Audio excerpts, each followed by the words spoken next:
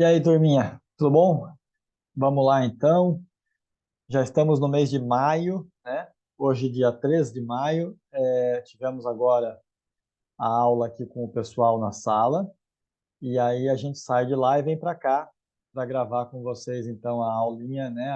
A explicação da aula dessa semana, certo?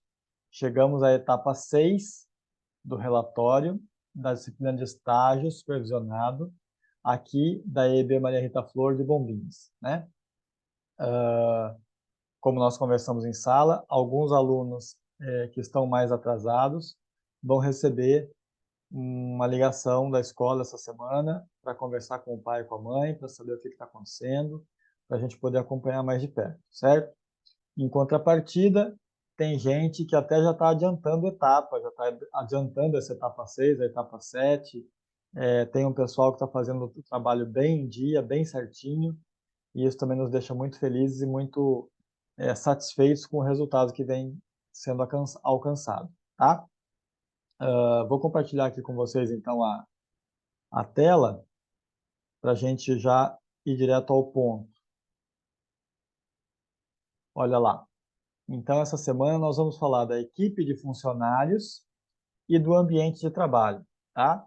Eram duas etapas separadas em relatórios anteriores, né? Lembrando que a gente faz sempre algumas adaptações, algumas mexidas para que uma para que vocês não copiem o relatório do ano anterior e outra para que a gente vá também completando, evoluindo, né? Conforme as coisas vão acontecendo. Vamos lá então, pessoal. Nessa etapa, a gente quer que vocês descrevam, então, vamos deixar um pouco de lado a parte física e vamos nos concentrar na equipe dos funcionários, certo? No pessoal, né? Quantas pessoas trabalhavam lá na empresa onde você estagiou? Lembra que a empresa normalmente tem quadros diferentes de funcionários para o verão e para o inverno, porque como nós moramos em Bombinhas, que é uma cidade do litoral catarinense, que depende muito do turismo de praia, a gente tem uma alta temporada muito cheia de movimento e uma baixa temporada muito menor, né? Então, isso acaba ocasionando problemas com a equipe também. Muitas vezes, a grande maioria das empresas dispensa uma quantidade razoável de funcionários no inverno e mantém uma equipe reduzida no inverno quando essa empresa não fica fechada, né? Então, a gente quer saber isso. Quantos funcionários a empresa possui no inverno e no verão, tá? E aí determinar o número, além do número exato do inverno e do verão, ainda determinar quais são as funções que existem, tá? Pode acontecer também assim, professor, no verão existe, por exemplo, um recepcionista, ou dois, três recepcionistas, duas, três camareiras e tal. No inverno fica uma pessoa só para cuidar de todos os setores. Pode ser que aconteça, né? Então a gente quer que vocês determinem direitinho quais são as funções, quais os cargos e quais as atividades que cada função exerce. Porque como vocês estão fazendo estágio, também é importante vocês nos dizerem as funções que teoricamente são óbvias. Por exemplo, a camareira teoricamente tem que limpar o quarto, o garçom teoricamente tem que atender as mesas do restaurante. Então isso é óbvio, mas o óbvio também precisa ser dito, tá bom? Como é determinada a hierarquia dessa empresa? Então, assim, existem chefes, provavelmente existem chefes, ou pelo menos um chefe, e existem os subordinados. Isso é evidente na empresa? Quem bate os olhos da empresa sabe identificar quem é o chefe, quem é o funcionário? Como que identifica? Pela vestimenta, pelo crachá, pela sala que ocupa? O que que faz você bater o olho e saber que aquela pessoa é chefe, que aquela pessoa é funcionário, né? Ou então tem empresa que você muitas vezes vai ser atendido pelo dono e você não sabe, né? Parece que ele é um funcionário como qualquer outro, está com o mesmo uniforme dos demais, às vezes está sem uniforme como os demais, e você é atendido pelo dono e simplesmente não fica nem sabendo porque ele se coloca numa posição, embora ele seja hierarquicamente acima dos demais, ele se coloca numa posição muito tranquila, tá? Então a gente precisa saber isso. Existe uma hierarquia? Qual é? E se existe, como é que a gente identifica isso, tá? nesse ponto aqui, o Luiz lembrou na sala, e é importante lembrar aqui com vocês, que é bom que vocês façam um organograma, né? O organograma é aquele desenho que vem o chefe em cima, aí faz um risquinho para baixo, as outras funções, e assim vai determinando. E aí explica se você pode entrar em contato diretamente com o seu superior, se tem que ser o superior imediato, se você pode falar com o gerente geral, como é que é esse contato, essa comunicação entre os superiores e os subordinados na empresa, tá? Existem diferenças de tratamentos para funcionários homens e para funcionários mulheres? Aqui lembra do que nós também conversamos em sala, galera. Muita gente fala assim, ah, não tem diferença nenhuma, mas tem determinadas funções que só são ocupadas por homens e tem determinadas funções que só são ocupadas por mulheres.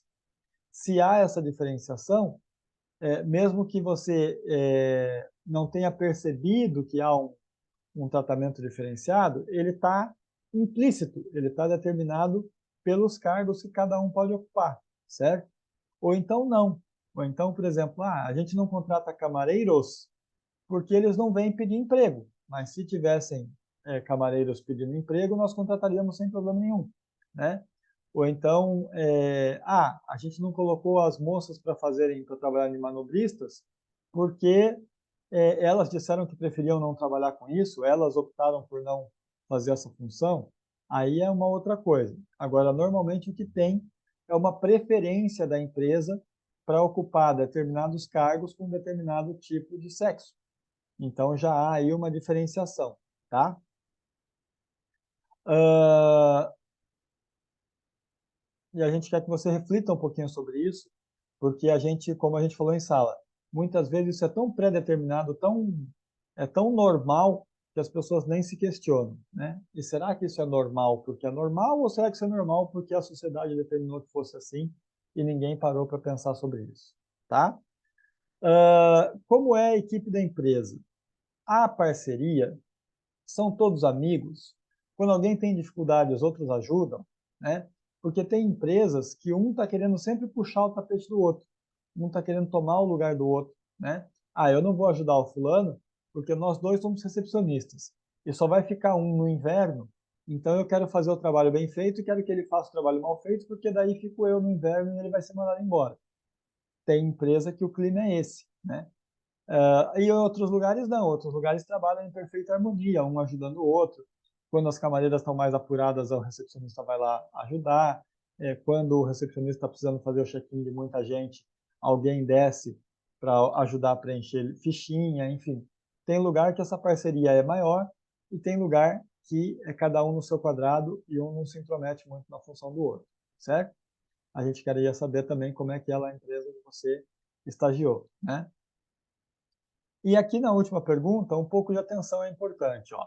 Quais são os maiores elogios dos funcionários em relação à empresa e as maiores reclamações? Perceba, a gente está querendo saber dos funcionários e não dos clientes, tá? Então não é para pegar booking, não é para pegar comentário do Google, não é para pegar comentário do site, nem do Instagram, é para vocês dizerem do ponto de vista dos funcionários.